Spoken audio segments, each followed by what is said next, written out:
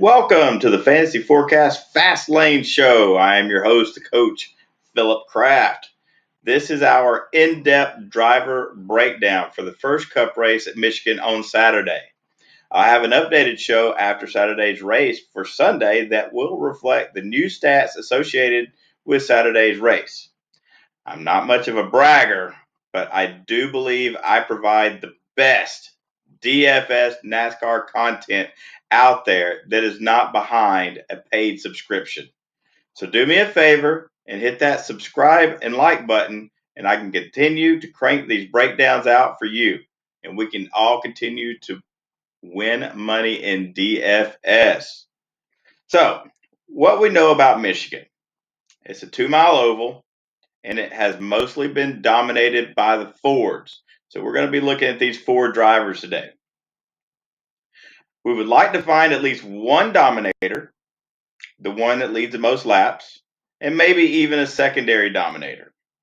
The race is slightly shorter than it has been in years past because the Cup drivers are doing a double header. They've got a race on Saturday and they've got a race on Sunday. So they have shortened both of those races, so it will not be quite as many laps as it has been in the past. So dominator points are not going to be quite as much as they have been in the past. But we are still going to be looking for a dominator. Now, I have the drivers ranked in order via Fantasy Forecast grade. However, I have upgraded a few and downgraded a few according to different equipment that they have had in the past, whether it was better or worse. So the breakdown is color coded for easy reading, and you can download your own breakdown from our Twitter account at DFS Fantasy, the number 4 cast. That's at DFS Fantasy, the number 4 cast. You can download this breakdown. You can have it to look at. It is a great breakdown. Nobody can touch it. It's awesome. Good stuff. So, color coded. Blue means best. Green means good. Yellow, use caution.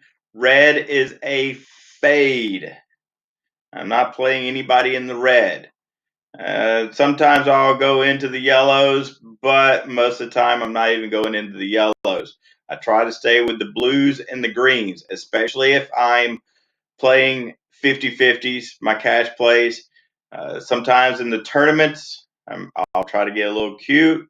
But most of the time, my 50-50 cash plays and my tournament plays are going to be about the same in NASCAR. I usually play those, and when I do PGA, my 50-50s and my GPPs are right along the same. Hopefully, I'll be able to get some golf content out to you guys too. I do like doing cheat sheets for golf. I just have not had the time to do so. Been very busy here recently, but hopefully, I'll be able to make some time and get some golf out to you. So, without further ado, let's go down to the breakdown. Number 1 driver on the board that we have, Kevin Harvick. He has won 2 out of the last 3 races here. He grades out number 1 for our fantasy forecast grade.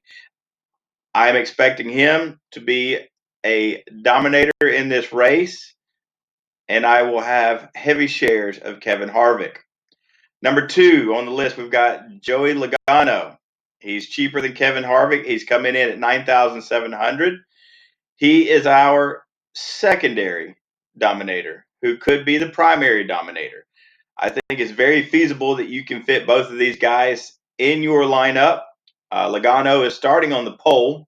The last time he started on the pole was last year's race in June, and he won the race and he led 163 laps. So not bad from the pole, like some Joey Logano. Third, we've got Chase Elliott at 9,300. He's starting off in 8th place. I'm kind of meh on Elliott. The The Hendrick cars have not been performing as well as they should in the past few races. He's rather expensive for the price. He's starting in the top 10, so he doesn't have many places that he's going to move up, and I do not expect him to be getting the laps led dominator points.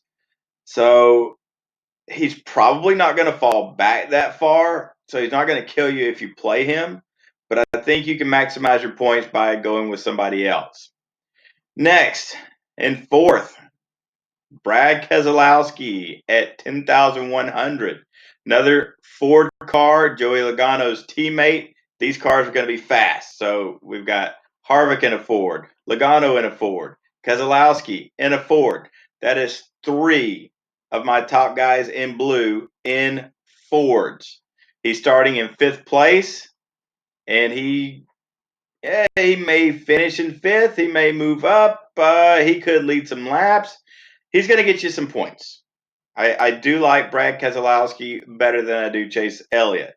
However, Keselowski is more expensive.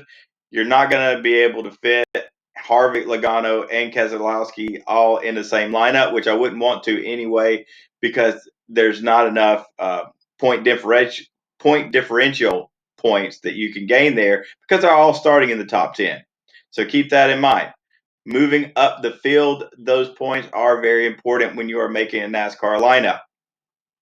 Then we get to Matt Kenseth. Now, I put Matt Kenseth in the green. He was in the blue.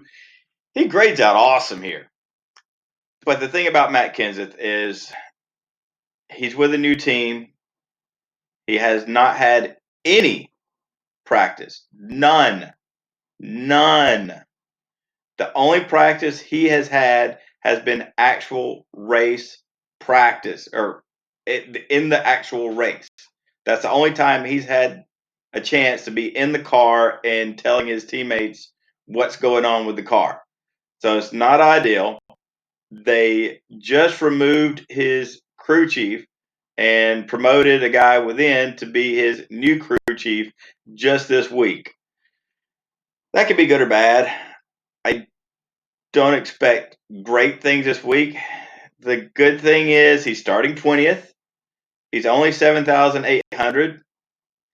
He could get you a top 15. This is one of his races that he does very well at in the past. He's got 3 wins in the past. So it is not out of the realm of possibility that Matt Kenseth has a really good run here at Michigan, but use caution because of all the things I just mentioned. So next on the list, we've got Martin Truex Jr. I moved him into the blue since I took Kenseth out of the blue. Truex is in a Toyota. The Toyotas usually run well here too. He's at 10,800, starting in the 12th position, so he's out of the top 10 starting. That could give him some places that he can move up, giving him some points differential points that he can gain there. So I do like some Truex Jr. Once again, he's expensive, so you're going to have to pick and choose who you want out of these expensive guys. I'm leaning more towards the Fords just because of past experience. So look at these 4 guys. I may not have mentioned Chase Elliott, Matt Kenseth. They're both in Chevrolets. Okay, so the Chevrolets and the Toyotas have been lagging just a little bit than the Fords. That doesn't mean they have not been competitive. They have been very competitive, especially Martin Truex Jr. He's been very competitive. He just hasn't got the win.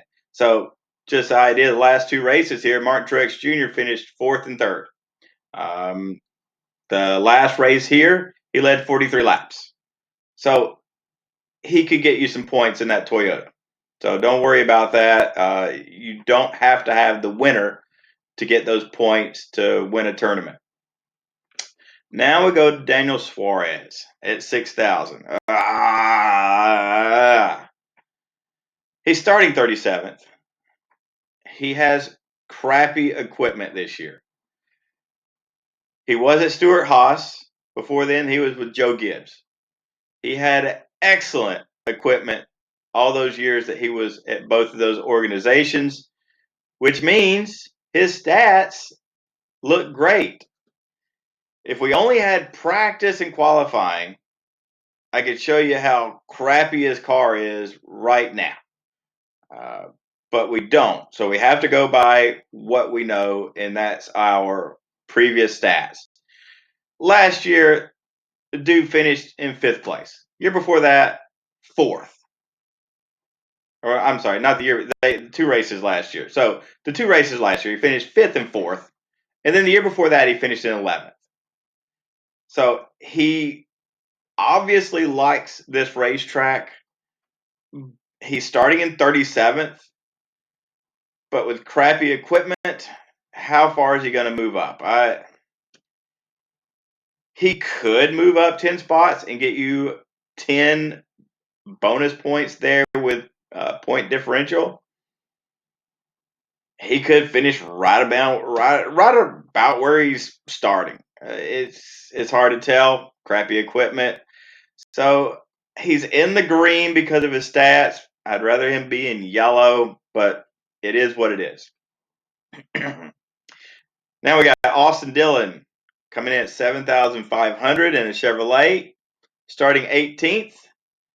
It's a pretty decent spot. 18th, he's got some room to move up. He's got a 13th finish here. He has a 4th place finish here. He's got a few laps led here. Yeah, Austin Dillon, 7,500. Got some value there in a Chevrolet, but like I said, you don't have to have the winner to win a GPP or cash in a 50-50. Next, Ryan Newman in a Ford, a Roush Ford at 6,200. The only downside to Newman is he's starting further up in the field at 13th. He's got a 12th place finish here, 8th place finish, and a 15th in the last 3 races. That kind of tells me he's probably not going to move up from his spot. I'm pretty much expecting anywhere between 13th place to 15th place for Newman.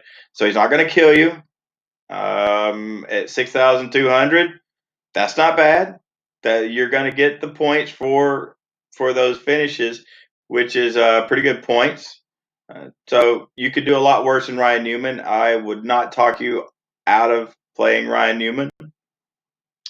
Then we get to Ryan Blaney, another Ford, 10,600. Also a teammate of Joey Logano and Brad Keselowski. So they have the same type of equipment. All 3 of those guys are going to be fast, which they're all really expensive. Ryan Blaney is starting in the 11th spot. If he is on, he's going to move up and he's going to contend for the lead, which is going to be great. I'm going to have some shares of Ryan Blaney. I'm not going to go crazy because some weeks this dude is off. He's either on or he's off. So have some shares. Don't go crazy. Don't go all in on Ryan Blaney. If you're making multiple lineups, don't go all in, but have some shares. Then we get to Kyle Busch. Ugh. Kyle Busch is not having a Kyle Busch year. Kyle Busch is in a Toyota. He's coming in at 9,500. He's starting in the 7th spot. He's got good finishes. Last 3 races, 6th, 5th, and 3rd. He's also led some laps. Yeah, Kyle Busch is an excellent driver.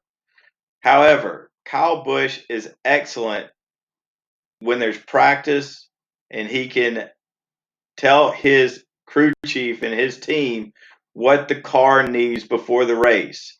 Once a race is started, if his car's junk, it is hard for him to regain that. He tries to overdrive the car because he's used to finishing first or near first.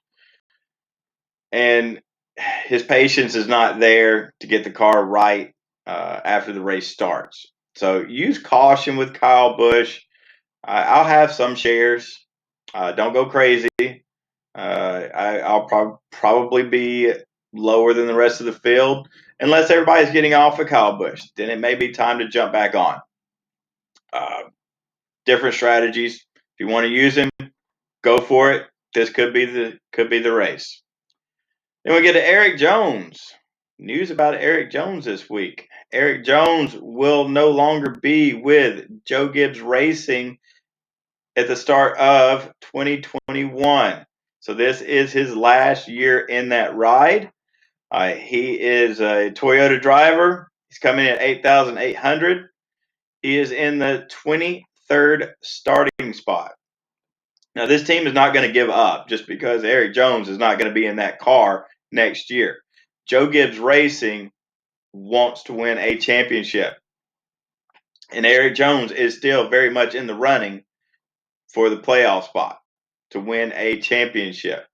That team is going to work hard to get him that spot, and he's auditioning for a ride.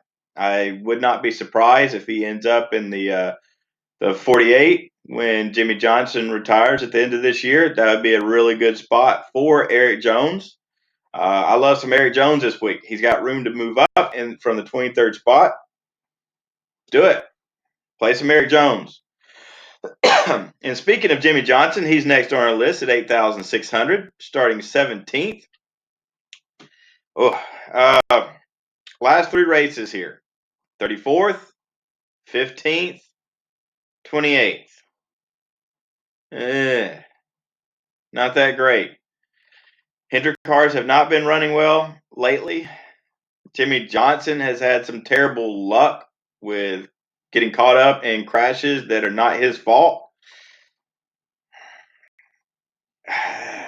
I'm not going to talk you off of Jimmy if you want to play Jimmy. I may have some shares of Jimmy, but they moved his price up to 8,600. I'm not a fan of that price. Uh, not for the finishes that he's had lately. If you want to play him, play him. I'll probably have some shares, but use caution. Then we get to Kurt Busch.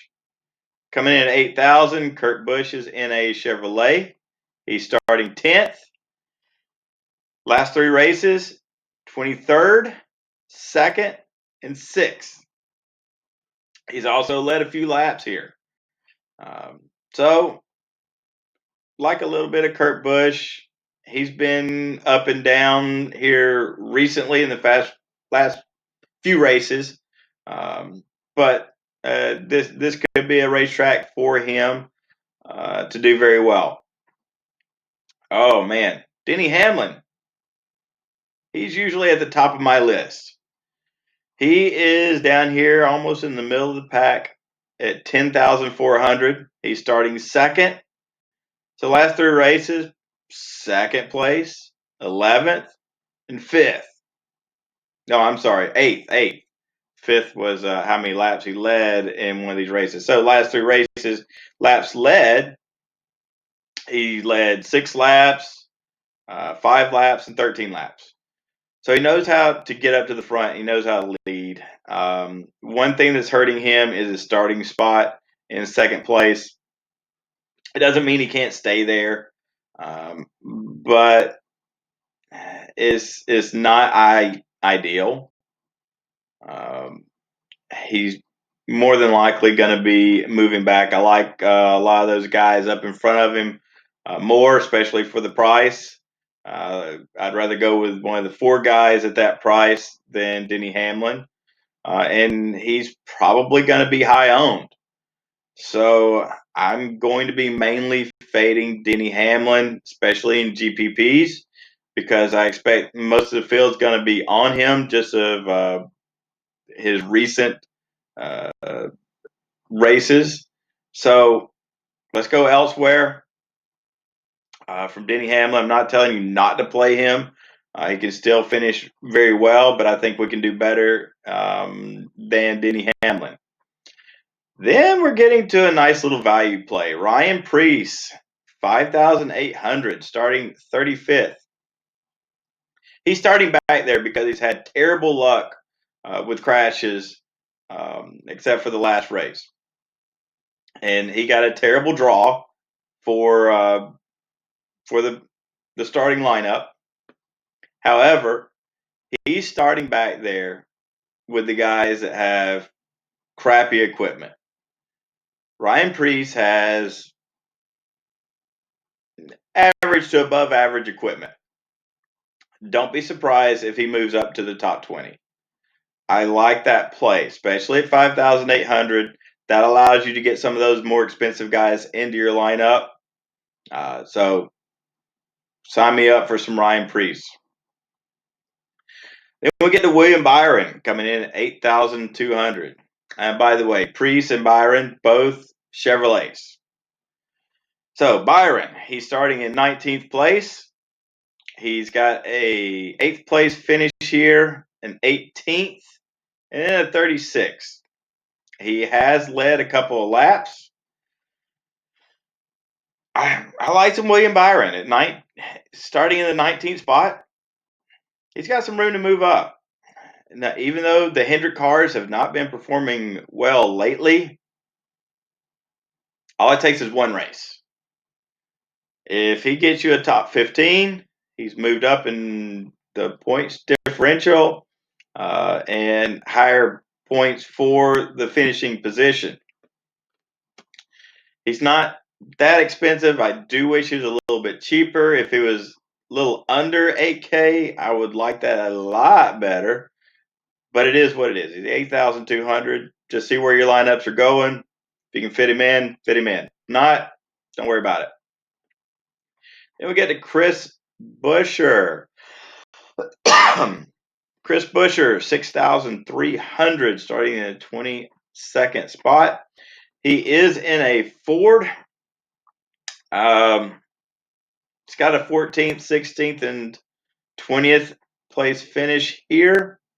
He averages a finish of 21.38. Yeah, okay. You could talk me into Chris Buescher. I'm not forcing him into any lineup. I don't think it's worth to try to force him in. If the roster construction is just working out, you're like, oh, okay, I need somebody at 6,300. You can throw him in there. He's not going to kill your lineup. Shouldn't. But now we're getting to one of my favorite plays, and he's one of my favorite plays each week. Ricky Stenhouse Jr. He is in a Chevrolet. He's at 6,900, starting in 32nd position, but he will not stay there very long. As soon as that green flag drops, he's going to be moving up. Now, thing is, when he moves up, as long as he doesn't crash, he's going to continue to move up. Dude is fearless. That sometimes gets him in trouble. He gets caught up in a wreck that he probably caused. But if he doesn't, he's going to get you a good finish. So there comes some risk with playing Ricky Stenhouse Jr. Just because of his driving style. It's a risk-reward type situation. I'm a risk taker. I love playing Ricky Stenhouse Jr., and he has paid off for me several times. So I am firing up some Ricky Stenhouse Jr., but like I said, it does come with some risk. So understand that. Then we got Clint Boyer in a Ford. He's got some really good equipment behind him. He's only 7,400. However, he's starting in 9th position.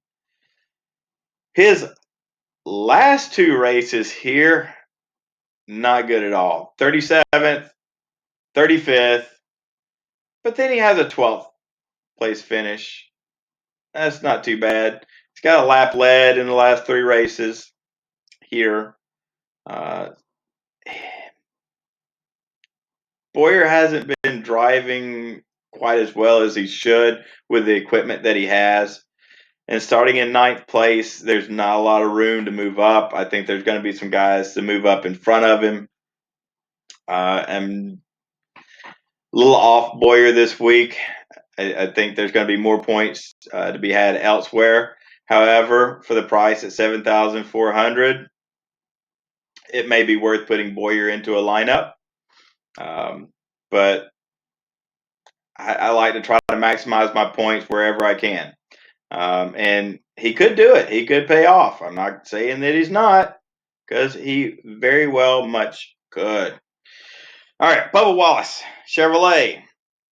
Bubba's only 6,500. He's starting in the 24th position. That's about where he's going to finish. He may move up to about 20th, 19th. That's where he's finishing, about the middle of the pack. And his previous three races here, 27th, 28th, 23rd, he's driving better than those finishes there this year. He's actually been driving very well for the equipment that he has. He's been taking care of his car. So, with that being said, getting up in the top 20 is not out of the realm of possibility. Is that going to win you a large GPP tournament? Maybe not, um, but it's not going to kill you either. So hey, I like a little Bubba here. I'll probably sprinkle him into a couple of lineups. All right, Eric Amarola, 9,100 in a Ford. Really good equipment. Starting in fourth position. Amarola's been on a roll. I I can't remember exactly how many top 10 finishes he's had in a row this year, but it is several. He's been quietly finishing strong. However, the downside to that is he's been starting up at the front and he's been moving backwards, but still a top 10. So, top 10 finishes are going to get you a lot of points. Yes. You'll only lose a few points if he moves down from fourth, but still finishes in the top 10. And top 10 is definitely a possibility for him. He's driving very well. Last three races, though, he's got a 33rd finish here, a 17th, and a 7th. So use a little caution, but he's been quietly having a fantastic year. And I'm pretty sure a win for Amarola will be coming sooner rather than later.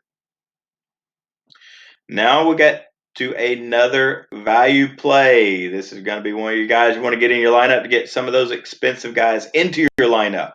We get to Ty Dillon, only at 5,700, starting in the 34th position. He's going to move up. Last race here, he finished 11th. From this in last race, he started 21st, moved up to 11th. Top 15, top 20. That's very doable for Ty Dillon in this race. So fire him up. If you need to play Ty Dillon and Ryan Preece in the same lineup and get several of those more expensive guys, go for it. I'm all for that. You could do a lot worse, I'm telling you. Then we get to Corey LaJoy. He graded out in the green, but I did move him to the yellow. Actually, no. Corey LaJoy did grade out to the yellow. He got a grade of 2. He's at 5,600. He's starting in 36. He may move up 6 spots. Corey LaJoy is a very talented driver. He's just stuck behind crappy equipment. So he's going to get the best out of his equipment, but the best that his equipment's going to get you maybe a 25th position, maybe, but that's pushing it. I'm really staying away from these guys that their equipment is just not up to par. They don't have the practice to work on it and get these cars right. And these cars with the lower budget, they're way behind the 8 ball. And that goes for Corey LaJoy. Then we get to Alex Bowman in a Chevrolet at 7,700. Alex Bowman starting in the 6th spot. I do not like where he is starting. He's probably going to be moving back as he has been the last several races. He's another Hendrick car that just has not been performing well here lately. But last 3 races here, he's got a 10th, and a 19th. So he has been finishing fairly well.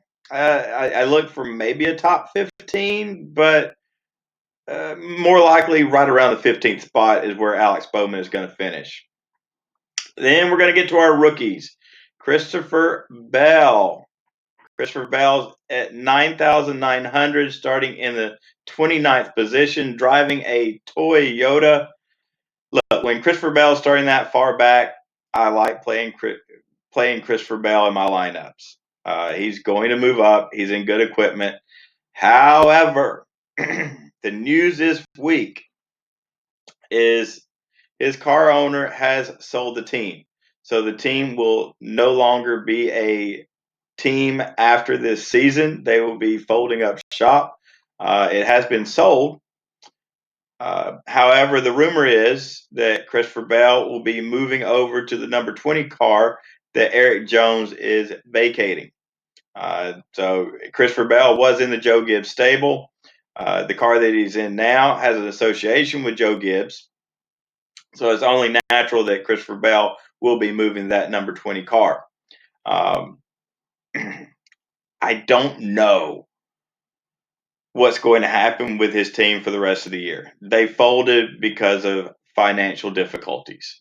So does that mean that they don't have the money to put in for the shop right now to be working on these cars, to get these cars where they need to be on race day? I don't know. Or is it quite the opposite, where this is their last hurrah and they're going to do everything they can to get a victory? That's entirely possible too. So we're going to have to wait and see what's going to happen. So I am using a little caution using Christopher Bell, but I will be using Christopher Bell. He's one of the rookies that I do have in the green. Then we'll get to Tyler Reddick, 7,200 in a Chevrolet, starting 14th. He's just starting too far dang up for me to play. He's in the yellow, using caution. He's a rookie. There's no data there. So I just can't pull that trigger for Tyler Reddick. Now, John Hunter Nemechek. He's starting in the 31st position. He's 7,000. Just like Christopher Bell, John Hunter Nemechek, he's been driving well. He's going to move up from the 31st position. He's stuck back there with cars that are crap, and his car is about middle of the road. So top 25 for John Hunter Nemechek is not out of the realm of possibility. I feel fairly safe firing him up.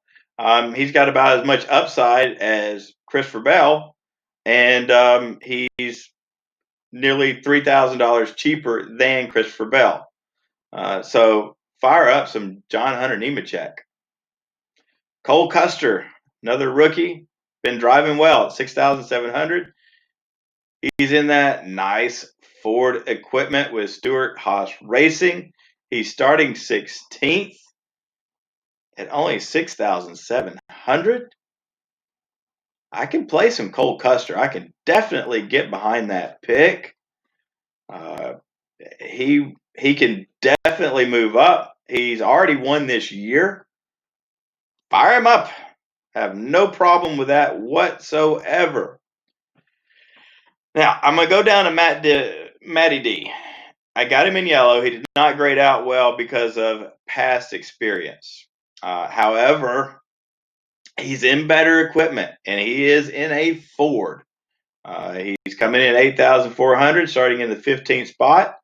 Use caution with Matty D because his past results are not that great, and he did not grade out well. But I'm fairly certain if we had practices and I had practice times and qualifying up here, that it would show his car is right there at the 15th position or better.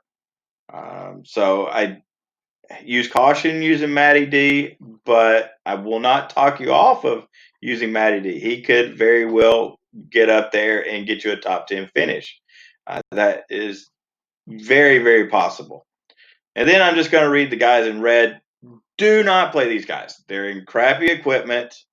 Um, don't. No. Don't do it. Don't do it. So we got Joey Gase, Brennan Poole, James Davison, Timmy Hill, Quinn Hoff, J.J. Yelly, Garrett Smithley, Michael McDowell, who's in okay equipment, but he doesn't grade out well here at all. And then Reed Sorensen. Don't play these guys. They're going to lose you points. If they don't lose you any, they're not gaining you any, and they're all starting in the back. So don't play the guys in red. So again, this breakdown cheat sheet is available for download on our Twitter account for free. Our Twitter is at DFS Fantasy, the number 4 cast. That's DFS Fantasy 4 cast. I'll have another show up after the race on Saturday with updated win totals, starting positions. So some things are going to change. A lot of it's going to be very similar, but some things will change, and we'll update that. So stay safe and stay cashing.